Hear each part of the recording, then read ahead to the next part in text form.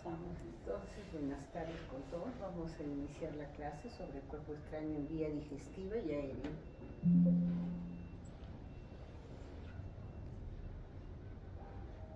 Bueno, en las competencias a alcanzar, en el saber conceptual, sustentar el diagnóstico y manejo de pacientes con patología de cuerpo extraño en vía aérea y digestiva, esbozar el diagnóstico y tratamiento del paciente pediátrico de cuerpo extraño en vía aérea y digestiva y saber actitudinal, apreciar al paciente pediátrico con esta patología de cuerpo extraño en vía aérea y digestiva.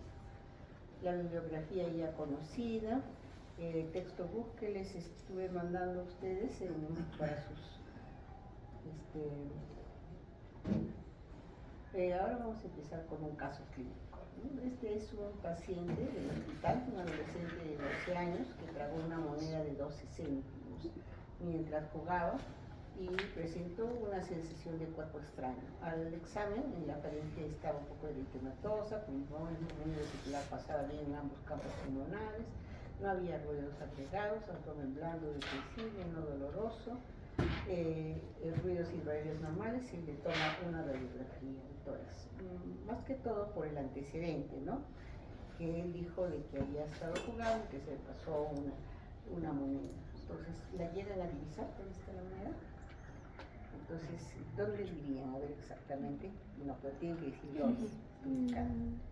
El esófago tiene 3 tercios, ¿no? El tercio superior, el tercio medio y el tercio inferior.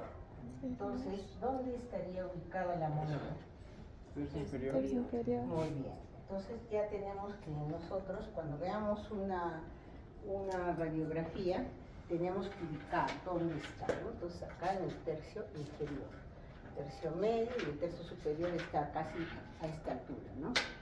Entonces, cada lugar donde está ubicado tiene sintomatología diferente.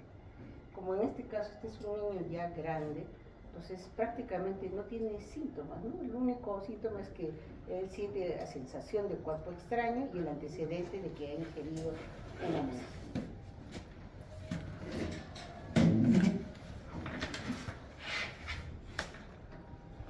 Este es otro caso clínico de una niña de 19 meses, previamente sana, que ingresa, entonces 19 meses más o menos sería 1 año y 7 meses, ¿no? Una niña que ingresa en una escuela universitaria en Alemania para la evaluación de un historial de 3 meses de estridor intermitente, ¿no? Entonces el estridor es ese ruido, ese pito que tienen los pacientes cuando, por ejemplo, tienen CRUF, ¿no? Entonces en este caso este paciente tenía como un estridor crónico, eso llamaba la atención, ¿no? Principalmente inspiratorio, ronquidos y problemas en la alimentación, la deglución, llanto al ver la comida, no quería comer. La exploración física y las constantes vitales de la niña fueron normales. Se descartaron causas infecciosas comunes como la bronquitis mediante resultados de laboratorio normales, incluyendo parámetros de infección normales, serología negativa, para virus respiratorios comunes y incluyendo parámetros de infección, ¿no? Virus respiratorios, gasometría, no había fiebre y los hallazgos patológicos en las auscultaciones normales, ¿no? Historial del paciente no contenía evidencia de un evento de ingestión o aspiración, ni otras señales de alerta, por ejemplo, viajes, contacto con TBC. Considerando esto y siendo la broncoscopía, ¿no?, el paso estándar, se propuso hacer una radiografía y luego una broncoscopía diagnóstica, ¿no? O sea, más que todo, como en este caso no había el antecedente de ingestión de cuerpo extraño, porque ya había pasado 3 meses, es algo que ya han olvidado los papás, entonces le toman la placa de tórax, ¿no? Y para luego hacer una broncoscopía diagnóstica. Para verificar patología de vías respiratorias, y esto revela hallazgos mucosos y anatómicos normales, pero había una protuberancia no pulsátil en la tráquea. Ahorita vamos a ver la imagen. Y en la cefaloscopía posterior mostró un cuerpo extraño indefinido alojado en el tercio superior del esófago, por lo demás estaba intacto. Entonces en este caso, miren, la sintomatología es diferente. Este es el cuerpo extraño en tercio superior. El tercio superior produce estridor, dificultad para alimentarse, ¿no? Y la deglución, babeo puede producir. ¿no? En cambio, el otro, por ejemplo, que está en el tercio inferior y el niño era mayor, ya de 12 años, prácticamente no tenía ningún síntoma.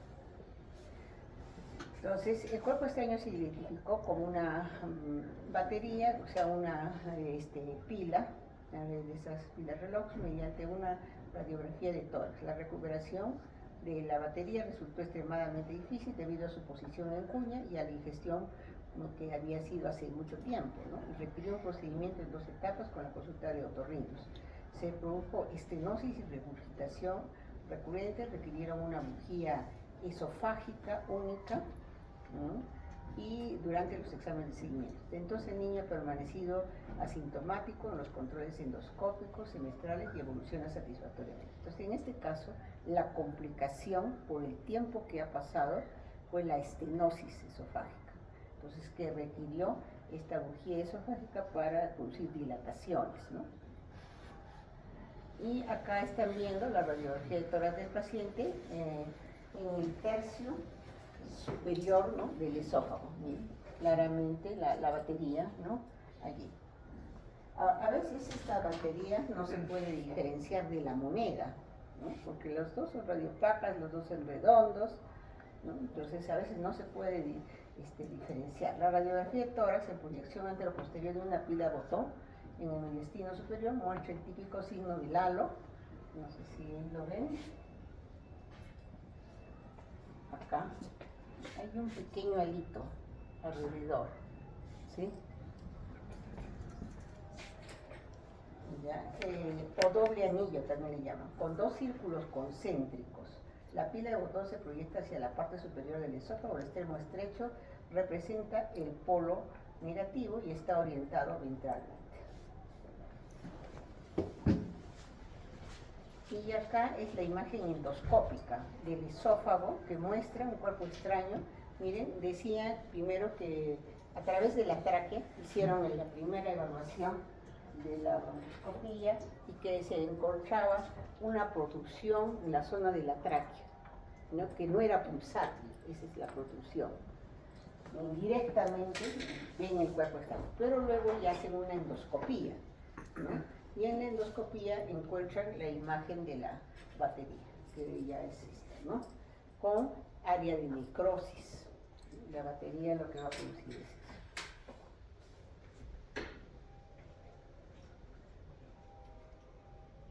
Bien, entonces vamos a empezar ahora con esto. En niños, la ingestión de cuerpos extraños en esófago se considera un problema clínico grave, ya que la inmadurez de los reflejos protectores de las vías respiratorias puede provocar una obstrucción potencialmente mortal, ¿no? Entonces el niño no puede a veces tener su reflejo claro de tos, ¿no? Por ejemplo, si se pasa algo inmediatamente o vomita, regurgita o tose, ¿no? Entonces esos reflejos son inmaduros. Entonces es un problema para los cuerpos extraños. La tasa de mortalidad por aspiración de cuerpos extraños es de aproximadamente el 24%. Sin embargo, esta tasa ha disminuido recientemente gracias a los avances de cuidados críticos y la tecnología de la bronquioscopía.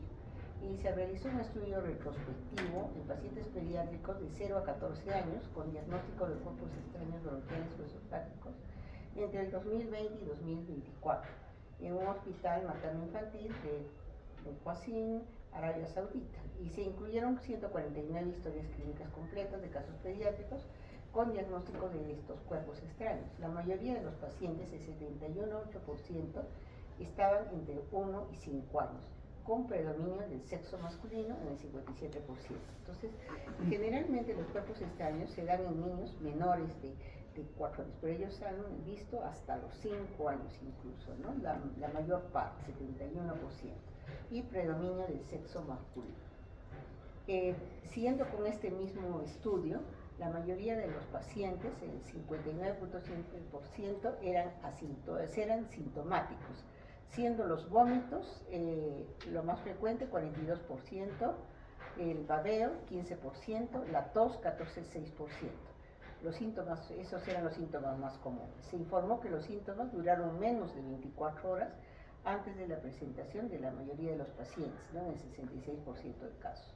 La mayoría de los objetos, 81% eran radioopacos. Es bien importante que un objeto sea radiopaco, porque al tomar una placa nosotros podemos verlo, pero si no es radiopaco no nos daríamos cuenta, ¿no?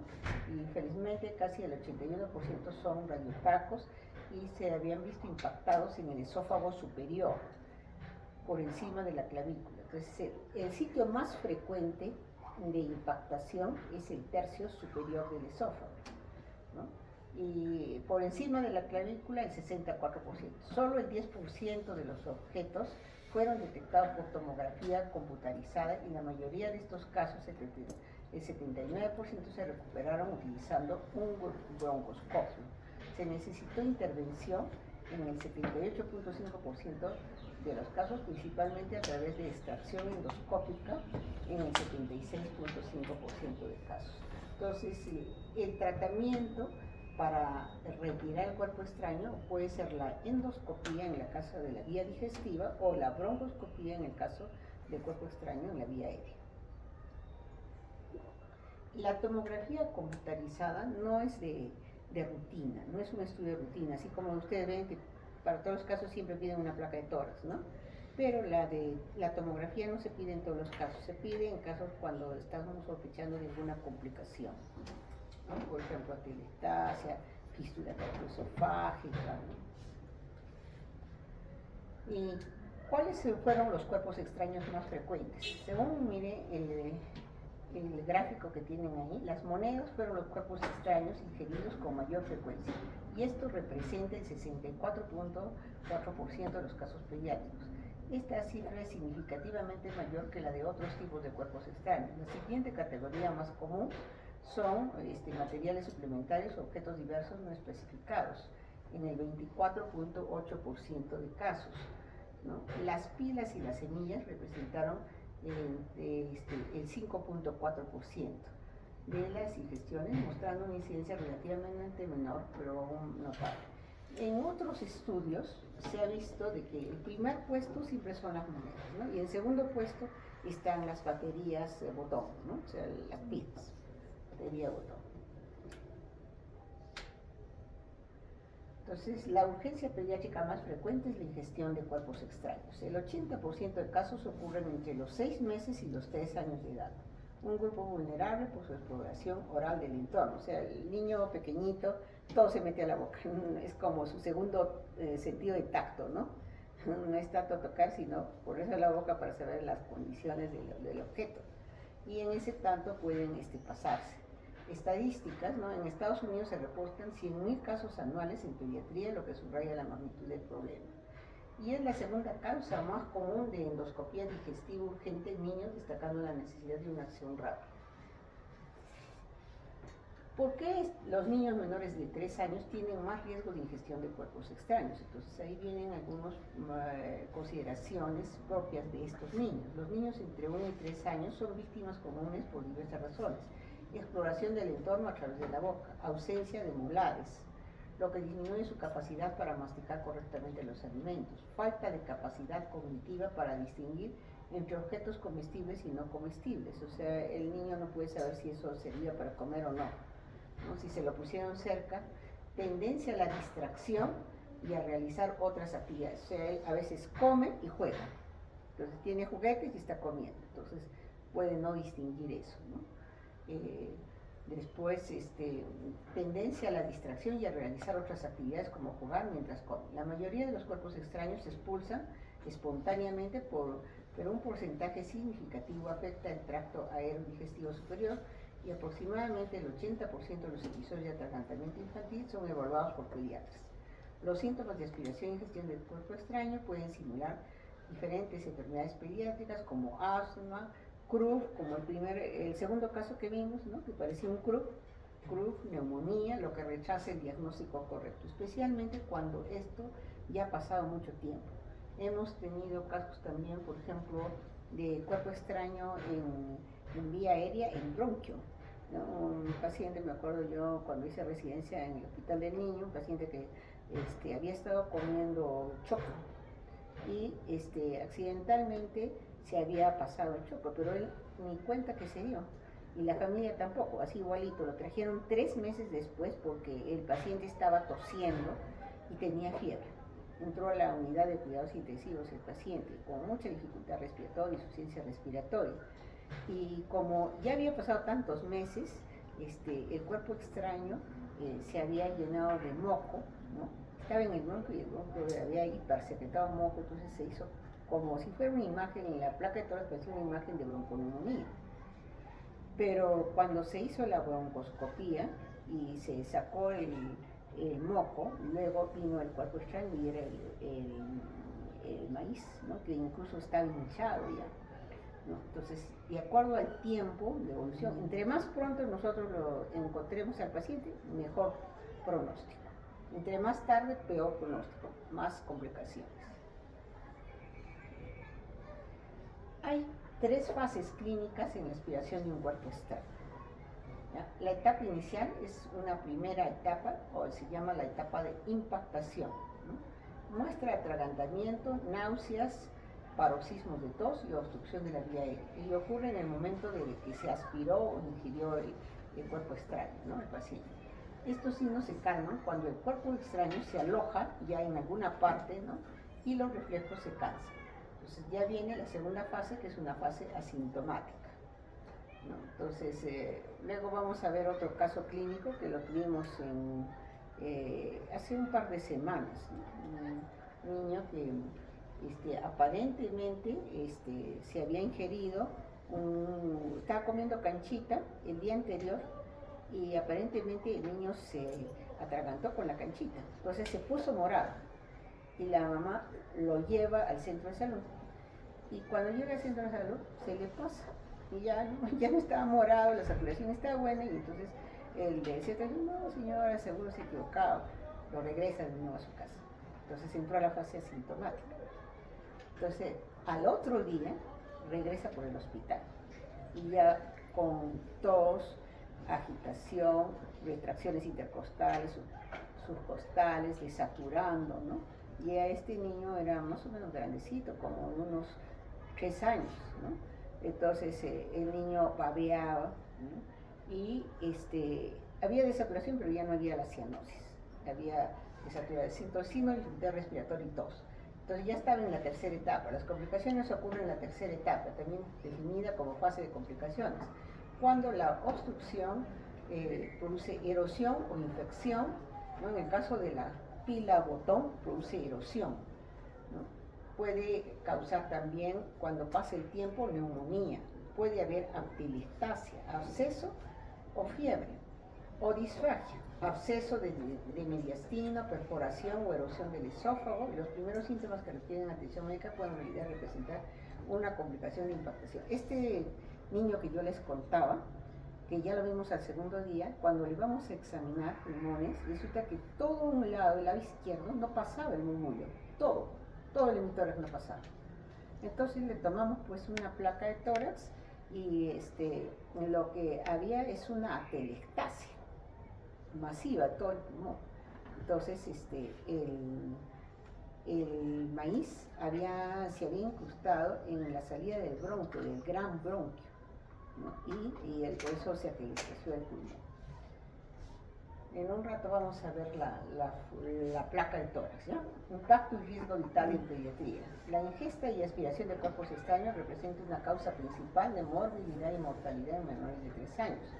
Según la Asociación Española de Pediatría, monedas y espinas son los cuerpos extraños más comunes en el esófago, mientras que los frutos secos y objetos pequeños predominan en la vía aérea. La principal causa de muerte es la asfixia por cuerpo extraño y es la principal causa de muerte accidental de menores de 4 años, según la Academia Americana de Pediatría.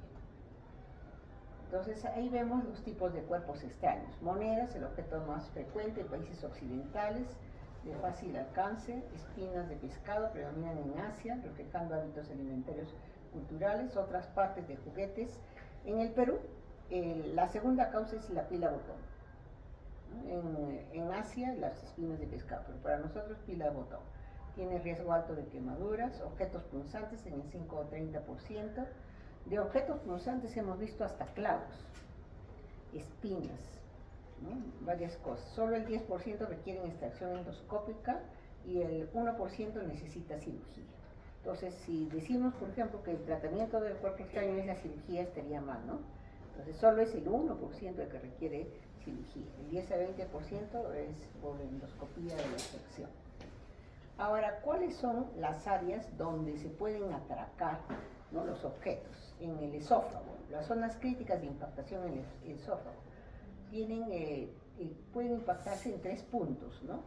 El tercio superior está a la altura, ¿no?, del músculo cricofaríngeo, la zona más común de la entrada al esófago. Y va a producir síntomas como disfagia, cialorrea, vómitos, dolor retroesternal, sangrado. Solo un 10 a 20% requiere endoscopía y 1% de cirugía. El segundo lugar es en el tercio medio, a la altura del callado aórtico, cuando el esófago medio cruza la aorta. Ese es el otro área de impactación. Y la tercera área es la del tercio inferior, que está dado por el esfínter esofágico inferior. A veces la moneda, la pila, es más grande que la luz del esófago en el tercio inferior del esfínter esofágico inferior, y ahí se queda atrapado. Entonces, la mayoría de los cuerpos extraños ingeridos pasan a través del sistema gastrointestinal de forma espontánea y sin complicaciones. Puede impactarse más comúnmente en uno de los sitios de constricción anatómica en el esófago. El sitio más común de impactación es el esófago superior a nivel del músculo cricofaríngeo, lo que representa el 75% de todos los casos de impactación de cuerpo extraño. Con menor frecuencia los objetos pueden impactarse en el esófago medio a nivel del arco aórtico o del bronquio principal izquierdo, y en el esófago inferior en la unión gastroesofágica. Los cuerpos extraños que pasan más allá de la unión gastroesofágica generalmente pasan a través del tracto digestivo sin complicaciones. A veces podemos encontrar una moneda, pero era muy pequeña, el niño era grande y ya pasó, ya está en el intestino.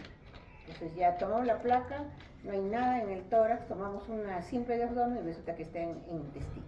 Entonces, lo único que hay que hacer es esperar que lo elimine. Una vez vimos, por ejemplo, un paciente se había comido un arete, otro que se había comido el dije de su mamá, ¿no? Y así, o sea, son cositas pequeñitas que pueden pasar y pasan hacia el intestino, entonces lo que hay que esperar es que lo elimine. Otra vez, en este año nos vino un chico que había estado jugando con plastilina, se comió un trozo de plastilina, ¿no? Y así, son cosas así que cada vez más diferentes, ¿no? En menos del 10% del caso, los cuerpos extraños pueden impactarse dentro de los intestinos, o sea, casi nunca se impactan, pero podría ser si son puntiagudos. La impactación de un cuerpo extraño puede provocar complicaciones como abrasiones de la mucosa gastrointestinal, sangrado, obstrucción del tracto gástrico, perforación esofágica o gastrointestinal, mediastinitis secundaria, peritonitis, formación de abscesos o fístulas. Por lo tanto, la impactación suele ser una indicación contundente para la extracción de un cuerpo extraño.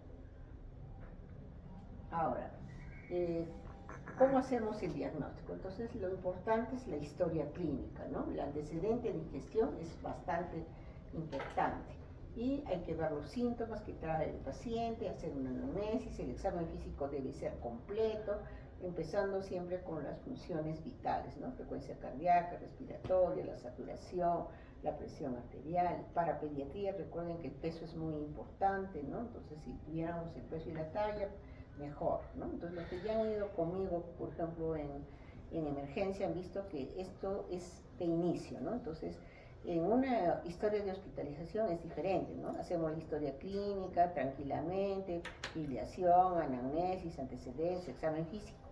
En el caso de emergencia, como las cosas son más rápidas, empezamos por las funciones vitales, el peso y la talla del paciente, hacemos una anamnesis rápida donde la parte fundamental es el tiempo de enfermedad. Y acá hay que saber el tiempo de enfermedad bien determinado, ¿no?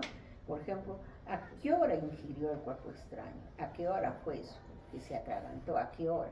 Entonces ustedes tienen que tomar horas hasta el tiempo que ustedes está viniendo con ustedes. ¿Cuántas horas es? ¿Cuántos días, no? Entonces es importante el tiempo de enfermedad. ¿Qué síntomas trae también, no? Los síntomas principales.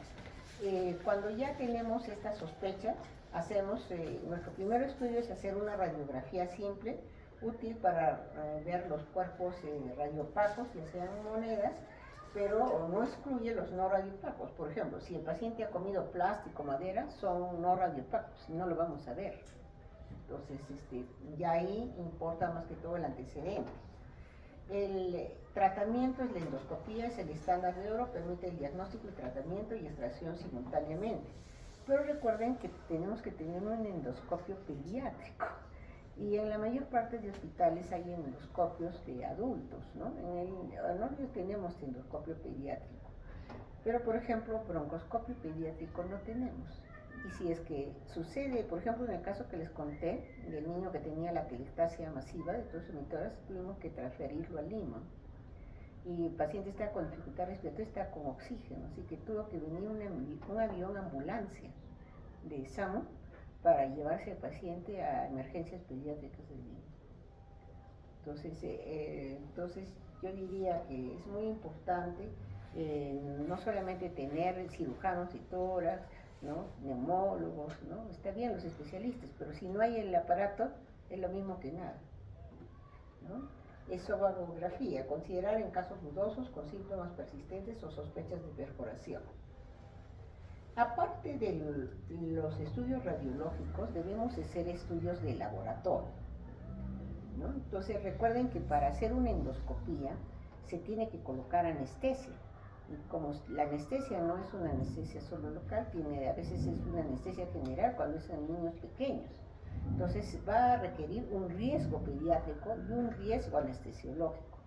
Para hacer los riesgos necesitan estudios basales, como un hemograma, hemoglobina, plaquetas, glucosa, creatinina, tiempo de protrombina, tromboplastina, INR, el grupo sanguíneo, ¿no? Todo eso que es exámenes preoperatorios se requiere en estos pacientes.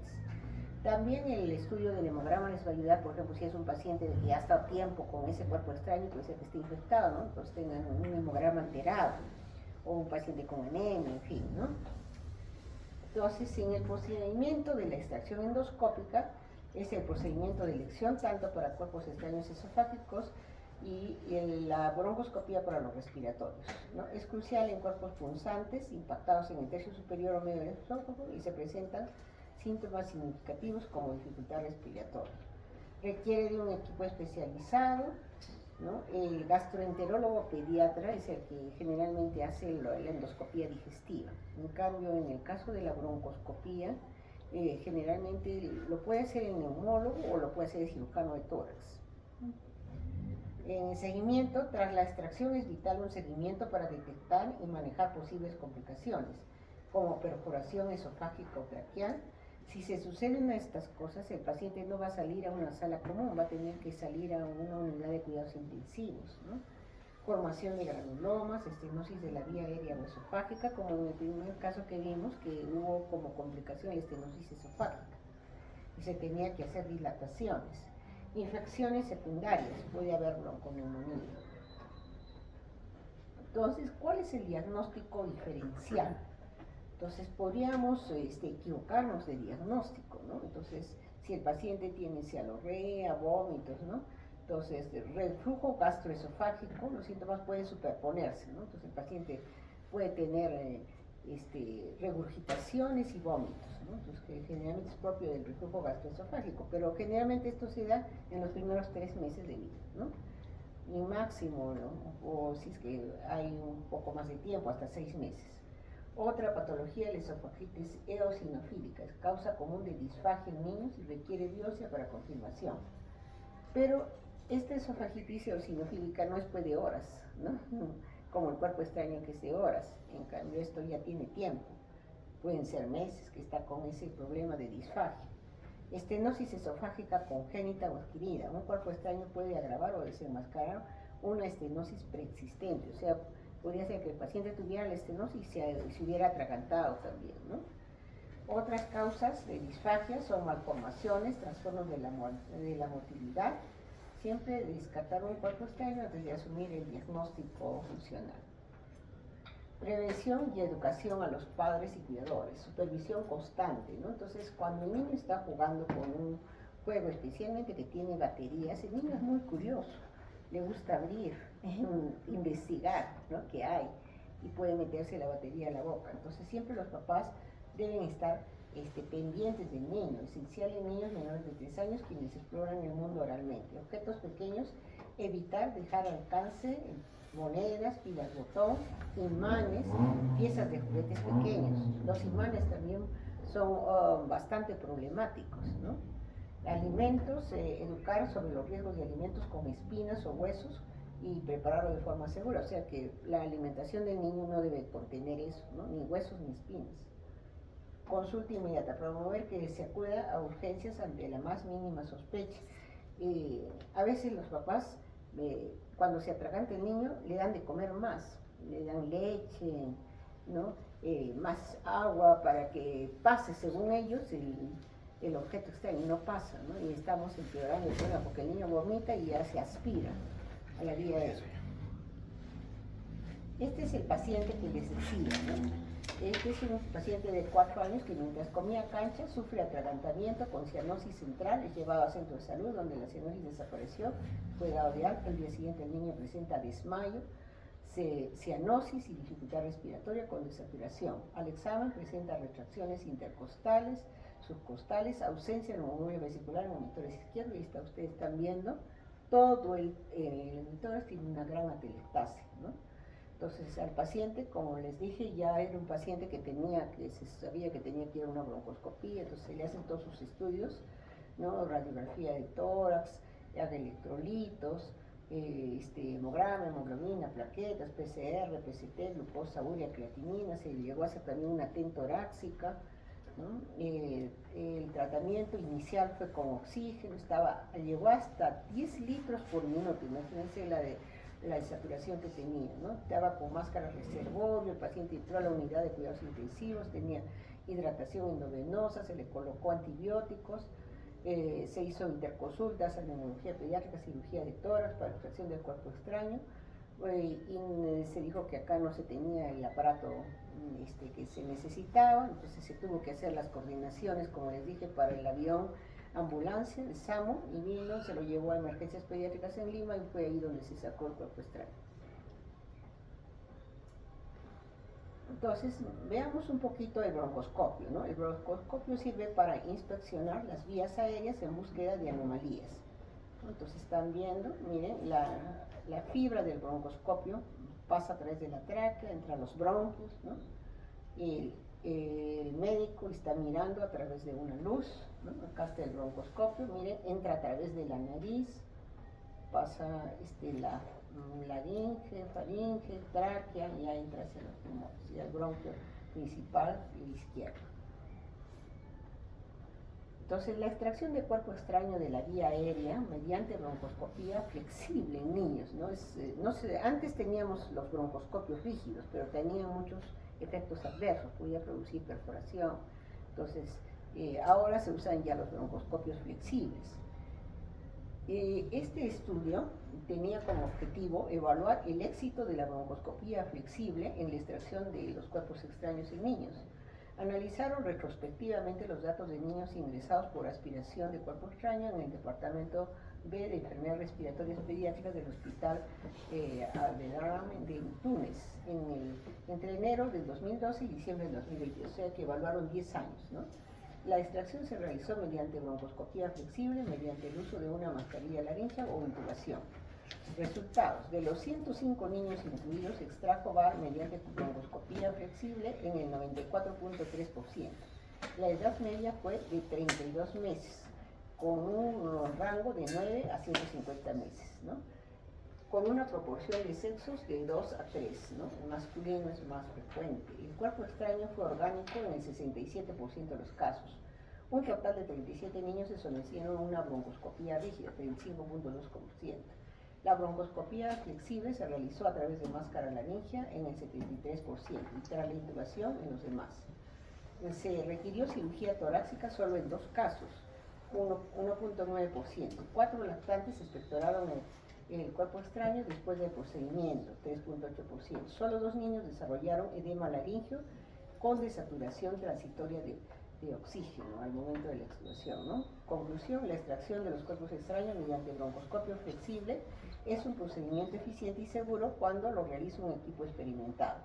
El uso reciente, ¿no?, de esta máscara laringea ha facilitado el uso de un broncoscopio de mayor tamaño y la inserción de múltiples instrumentos que permiten alcanzar las vías respiratorias y distales. Este es un estudio en el cual ven el uso de la tomografía computada. Como les dije, la tomografía no es un estudio que se realiza para todos. Entonces, en este estudio de tomografía computada en niños con sospecha de cuerpo extraño residual en vía aérea tras broncoscopía, o sea que habían sacado aparentemente en la broncoscopía todo el cuerpo extraño, pero sin embargo el paciente seguía con sintomatología. Entonces hacen una tomografía en ese caso, ¿no? Entonces el propósito de ese estudio fue determinar si la tomografía computada proporciona información adicional en niños con sospecha de cuerpo extraño residual en vía aérea tras una broncoscopía. Se revisaron los hallazgos de la tomografía computada y las historias clínicas de 9 pacientes, 5 niños, 4 niños, ¿no?, con una edad media de 17.9 meses, sometidos a tomografía computada entre el 99 y el 2007 para la evaluación de la sospecha clínica de cuerpo extraño residual en una vía aérea tras una broncoscopía. Se evaluaron la localización y el patrón de la obstrucción bronquial, así como anomalías parenquimatosas asociadas a la tomografía. Los hallazgos de tomografía se compararon con los de una broncoscopía en 5 pacientes. Los 4 pacientes restantes fueron seguidos clínicamente. La asociación entre los hallazgos de tomografía y los resultados de la segunda broncoscopía se evaluó mediante la prueba de Fischer, ¿no? El de la tomografía computada después de la broncoscopía en 3 pacientes para evaluar tos persistente o anomalías radiográficas en 2 y para la presencia o ausencia de secuelas de vía aérea y de parénquima pulmonar en 1. En los resultados, la tomografía computada tras la broncoscopía que se hizo en 9 pacientes mostró obstrucción bronquial en 8 pacientes, con obstrucción bronquial focal completa en 3, difusa en 3, combinada en 2. Estas obstrucciones no se observaron en la radiografía de tórax, ¿no? Entonces, a veces no siempre la radiografía nos va a ayudar. La tomografía computada reveló enfisema unilateral o lobar en 6 casos, atelectasia en 6 casos, consolidación en 1 caso. El paciente restante no mostró ninguna anomalía en la tomografía computada. Una segunda broncoscopía que se hizo en 5 pacientes confirmó la obstrucción bronquial completa focal en la tomografía computada en 3 casos, como fragmentos de cuerpo extraño retenidos en 2 casos, o tapón mucoso en 1 caso y el tipo combinado en la tomografía computada en 2, como fragmentos de cuerpo extraño retenidos, tejido de granulación, edema bronquial en 1, fragmento de cuerpo extraño retenido, tejido de granulación y tapón mucoso en 1, y se observó una asociación significativa entre los hallazgos de la tomografía y del tipo de obstrucción bronquial y la lesión obstructiva intrabronquial en la segunda broncoscopía. Conclusión: la tomografía computada tras la broncoscopía puede proporcionar información adicional sobre la presencia o patrón de obstrucción bronquial en niños con sospecha de cuerpo extraño residual. Es decir, que si el paciente se le sacó el cuerpo extraño, pero persiste con signos de obstrucción bronquial, ¿qué estudio le haría? Una tomografía computada. Y eso se correlacionó con una segunda broncoscopía. Tuvieron que hacer una segunda broncoscopía para extraer, porque el cuerpo extraño aparentemente no se había extraído todo, sino que se había fragmentado y habían quedado fragmentos de cuerpo extraño, ¿no? Entonces, ¿cuáles son las particularidades anatómicas de la vía aérea pediátrica? El diámetro de la vía aérea es menor, ¿no?, que el de un adulto. Fácilmente es obstruida por edema y moco. Si ustedes se dan cuenta, normalmente no se van a ver cuando ustedes estén en la práctica y vean cuando un niño está respirando mal y está así, en esta situación. Y ustedes ven, le ponen el saturómetro y está desaturando, porque él está así con su cuellito. Como su cuellito es pequeñito, rápidamente obstruye su tráquea. Entonces, al estar en esta posición, se obstruye más y empieza a desaturar. Entonces, la posición, por ejemplo, cuando un niño está con oxígeno, es así, con el cuello extendido, para que abra su vía aérea. ¿Por qué? Porque su vía aérea es chiquita y angosta, ¿ya? Entonces, particularidades: diámetro menor de la vía aérea, fácilmente obstruida por edema y moco. Lengua grande, con riesgo de desplazamiento posterior y obstrucción de la vía aérea. Pues su lengua es grande para la proporción de su boca. Laringe relativamente cefálica, con un ángulo agudo entre la base de la lengua y la abertura glótica. Por eso ahí se pueden alojar espinas, ¿no? En ese ángulo. Epiglotis corta y estrecha en un ángulo más agudo con la tráquea. Inserción anterior inferior de las cuerdas vocales. También se han visto espinas que se clavan en la cuerda vocal, ¿no? Y laringe en forma de embudo, con su parte más estrecha por debajo de la cuerda vocal a la altura del cartílago cricoides, no distinsivo. Entonces esas son las particularidades propias de la vía aérea de los niños.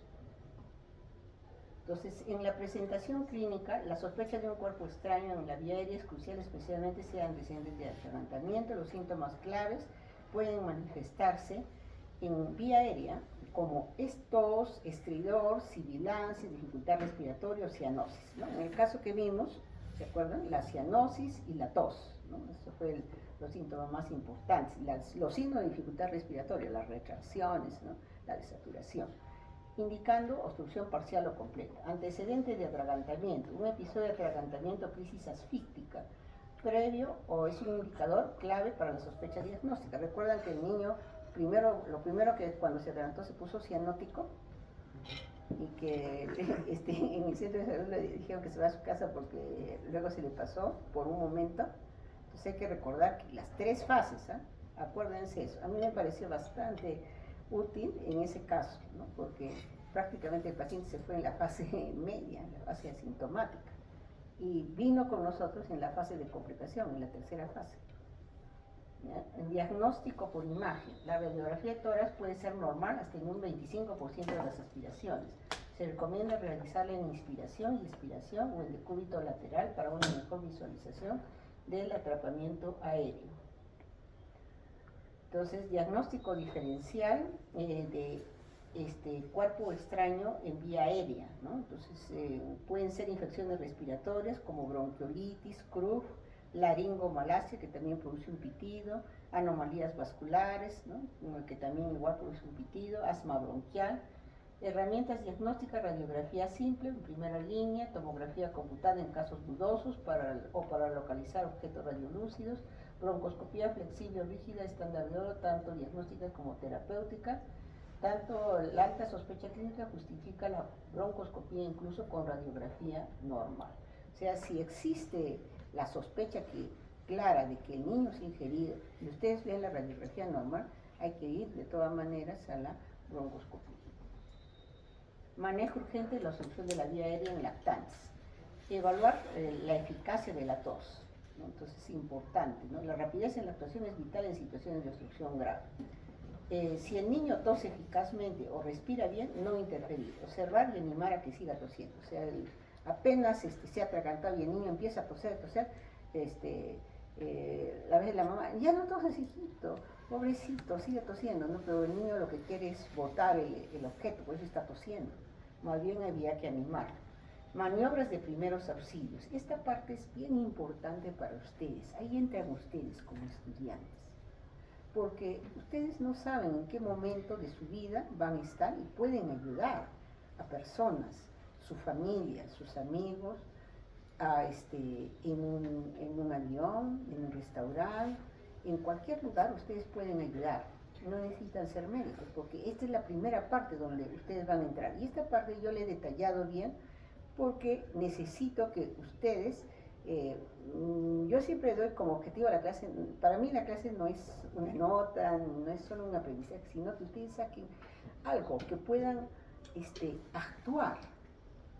Por algo dicen, un estudiante de medicina, un médico, ¿no? Entonces, ya ustedes como estudiantes de medicina pueden hacer esto, ¿no? Maniobras de primeros auxilios. En lactantes menores de 1 año, con tos ineficaz, pueden dar 5 golpes en la espalda, 5 compresiones torácicas, que es la maniobra de Heimlich modificada. Entonces, la maniobra de Heimlich modificada es para los lactantes y la de Heimlich es para los pacientes pediátricos. Activar emergencias, ¿no? Y llamar, o sea, simultáneamente como ustedes están ayudando con esa maniobra, ya deben haber llamado de repente al 116, que es la ambulancia de los bomberos, ¿no? La más común. Ahora, si la familia tiene un sistema de seguro y tiene una ambulancia, también podrían llamar ese tipo de ambulancia, ¿no? Pero las dos cosas tienen que hacer. llamar una ambulancia y ustedes ir dando sus maniobras de apoyo. Entonces acá está la maniobra de Henrich modificada. Entonces miren, maniobra de golpe en la espalda con presión torácica con 2 dedos para aliviar la obstrucción de las vías aéreas. Vamos viendo cómo se hace. Los bebés expulsan cuerpos extraños invisibles. Los golpes en la espalda se administran colocando al niño sobre el brazo del reanimador. Miren, el brazo está acá, ¿no? Este es el brazo del reanimador. Miren cómo está el niño.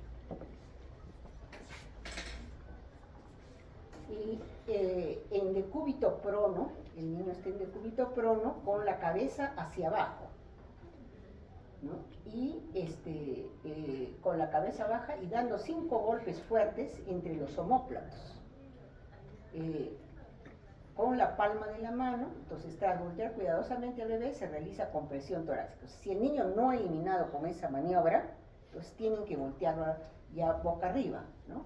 Entonces voltear cuidadosamente al bebé y se realizan compresiones torácicas posteriores colocando sobre los muslos del reanimador. El reanimador está sentado, lo ha puesto en sus faldas, ¿no? Niño.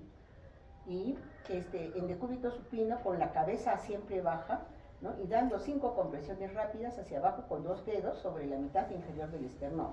Estos pasos se repiten hasta que se expulse el cuerpo extraño, se haga visible y pueda extraerse mediante la maniobra de elevación de la lengua y la mandíbula.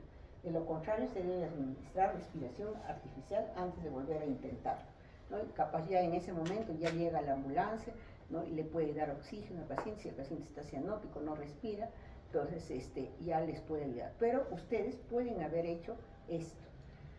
Esto es en un lactante. Ahora vamos a ver la maniobra de Henrich en niños ya más grandes, ¿no? En un niño consciente, este es en el caso del niño cuando está en estado consciente, él está parado, pero está consciente, ¿no? Estas compresiones se realizan en posición de pie, rodeándolo por detrás y colocando el pulgar de un puño entre el ombligo y la apófisis sifoides, sujetando el puño con la otra mano, ¿no? Están viendo acá, miren. Está en el apéndice sifoides, la otra mano está sujetando el puño. Se realiza una serie de compresiones rápidas hacia arriba hasta que el cuerpo extraño sea expulsado, se hace visible y puede retirarse mediante una maniobra de elevación de la lengua y la mandíbula. Ahora, si el niño está inconsciente, en este caso, se hacen cuando el niño ya está tirado en el suelo, compresiones abdominales para extracción del cuerpo extraño en posición acostada de un niño inconsciente. Igualmente en el esternón se presiona y eso es lo que ustedes pueden hacer. Esa es la maniobra de Henrich. Ubicación y gestión. Determinar el sitio de obstrucción, entonces es importante para manejar el problema. La ubicación del cuerpo extraño depende de sus características y también de la posición de la persona en el momento de la aspiración. Determinar el sitio de obstrucción es importante para determinar el problema y manejarlo, ¿no? La laringe y la tráquea tienen la prevalencia más baja, excepto en niños menores de 1 año. Están vinculados con los resultados más peligrosos, obstrucción completa o ruptura. El bronquio es la ubicación preferida en el 80 al 90% de los casos, ¿no? De obstrucción de vía aérea. Los cuerpos esofágicos son 2 veces más comunes que los bronquiales. Entonces, ¿qué es más frecuente? ¿La obstrucción esofágica o la bronquial? La esofágica es más frecuente. Aunque la mayoría de estos migran al estómago y no requieren extracción endoscópica. El diagnóstico del cuerpo extraño se realiza siguiendo los pasos tradicionales, con especial énfasis en la historia, hallazgos radiológicos y como estándares objetivos para la recuperación del cuerpo extraño. El tratamiento de elección para la vía aérea y el cuerpo extraño esofágico es la extracción endoscópica. La endoscopía debe realizarse siempre que haya personal capacitado disponible y se revisen los instrumentos y se hayan probado las técnicas. El rechazo en la extracción de cuerpos extraños es perjudicial. La comunicación entre el endoscopista y el anestesiólogo es esencial antes del procedimiento para establecer el plan de acción. La cooperación plena es importante y mejora el resultado de la endoscopía. Entonces, este procedimiento siempre es con anestesia, ¿no? Es un poco difícil que sea sin anestesia porque el niño no va a quedarse solo. Entonces, definitivamente el niño tiene que entrar con anestesia.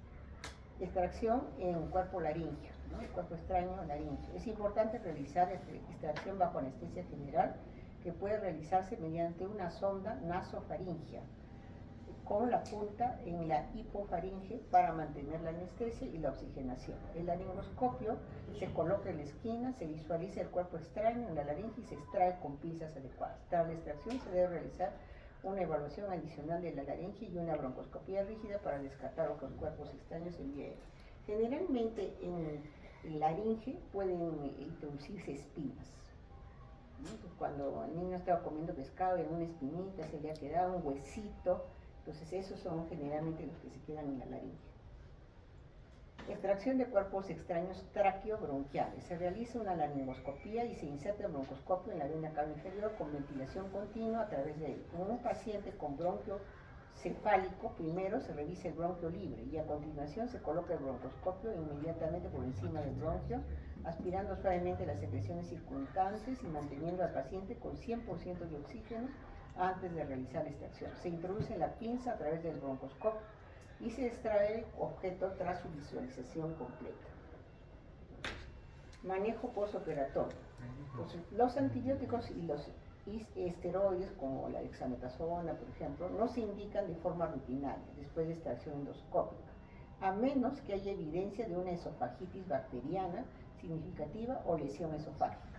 Por ejemplo, en los casos de los pacientes con el cuerpo extraño sea la batería, ¿no? La pila botón, y ha producido corrosión, mediastinitis, neumonía, fístula trapezoidea, ahí sí van a necesitar de todas maneras, antibióticos, ¿no? Después de la esofagoscopía, los niños deben ser observados, monitorizados para detectar fiebre, taquicardia, taquipnea, que son signos de perforación, y deben permanecer en ayunas durante al menos 4 horas. Generalmente el uso de epinefrina racémica o esteroides es innecesario cuando los procedimientos son cortos y se utilizan broncoscopios de tamaño de cadáver. La fisioterapia respiratoria ayuda a aclarar el problema. Y acá tienen un algoritmo, ¿no?, de la sospecha de cuerpo extraño, si el paciente es estable o inestable. Entonces vamos a pasar a esta parte de inestable, porque ya hemos hecho toda la parte estable. Entonces, si el paciente está inestable, tiene dificultad respiratoria, que tiene tiraje, ruidos respiratorios ausentes, como en el caso que vimos, y el paciente está taquipneico, se hace todo lo que es el ABC, ¿no?, vía aérea, apertura de vía aérea, una vía endovenosa, ¿no?, posición cómoda, oxígeno 100%, monitorización, valoración en acceso venoso y mantener al paciente en ayunas. Luego se reevalúa al paciente. Si persiste la dificultad respiratoria, ¿no?, o el paciente ha tenido un fallo respiratorio. Si tiene un fallo respiratorio, se tiene que ir a maniobras de RCP y se precisa. Ahora, si el fallo respiratorio ha habido, el paciente puede tener somnolencia, o sea, compromiso neurológico, decaimiento y irritabilidad. Valorar maniobras de desobstrucción de la vía aérea, ¿no?, posición cómoda, oxígeno y monitorización. Y en el otro caso ya hemos visto, ¿no?, si es en esófago, estómago, endoscopía, distal, duodeno, no localización incierta. Si tiene síntomas, valorar endoscopía o cirugía. Si no tiene síntomas, ver la posibilidad de una tomografía computada. Si no hay signos de riesgo en esófago y se observa de 12 a 24 horas, se pide una radiografía, y si hay persistencia en el esófago o signos de alarma, hay que ver una endoscopía. Entonces, conclusión, el rol clave del pediatra es una figura central en la prevención y manejo de la aspiración y gestión de cuerpos extraños. Sospecha y actuación rápida, una alta sospecha clínica y una actuación protocolizada, salva vidas, conocimiento actualizado, dominar protocolos actualizados, técnicas diagnósticas y terapéuticas, mejora resultados. La prevención y la educación familiar son pilares esenciales para reducir drásticamente estos accidentes. Muy bien, eso sería todo. Si tienen alguna pregunta, entonces, ¿cuál sería el rol fundamental de ustedes como estudiantes de medicina? La prevención. La prevención es lo más importante para ustedes. O sea, si yo tengo, por ejemplo, mi familia ha tenido un hijo pequeño, voy donde un amigo tiene sus hijos pequeños, tengo que decirle eso, ¿no? Especialmente los papás primerizos, papá o mamá primeriza, ¿no?, que no tienen idea de que hay que prevenir, ¿no? Entonces hay que prevenir el que no hayan objetos pequeños alrededor de un niño pequeño menor de 2 años, ¿no? Incluso el de 3 o 4 años ya todavía se sigue poniendo cosas, ¿no? Entonces, monedas son cosas que no se puede jugar con eso, no se puede jugar con imanes, no se puede jugar con pilas botón, tener cuidado con la comida, que no haya espinas, que no haya huesos, ¿no? Que no se esté poniendo el niño las cosas a la boca, ¿no? He visto en niños ya más grandecitos, aunque no lo crean, cuerpo extraño también es sacarse los pelos, se lo comían. Eso he visto, por ejemplo, en niños con problemas de retardo mental. Hay que tener mucho cuidado en ese tipo de pacientes, niños con síndrome de Down y retardo mental. Entonces ellos no avisan, entonces hemos visto tanta ingestión de pelo que estaba en todo el estómago, salió una tumoración prácticamente de pelo que estaba en el estómago, y el niño ya casi no comía, solo vomitaba, por eso lo trajeron. Y ya son niños grandecitos, esos son de 5 años generalmente, ¿no? Entonces, hay que estar pendientes de los niños con problemas de autismo, trastorno de espectro autista, retardo mental, niños que les gusta comer cosas, arañan las paredes, pueden comer hasta piedras, agujas. En un caso tuvimos nosotros, un caso de un niño con retardo mental que comía clavos.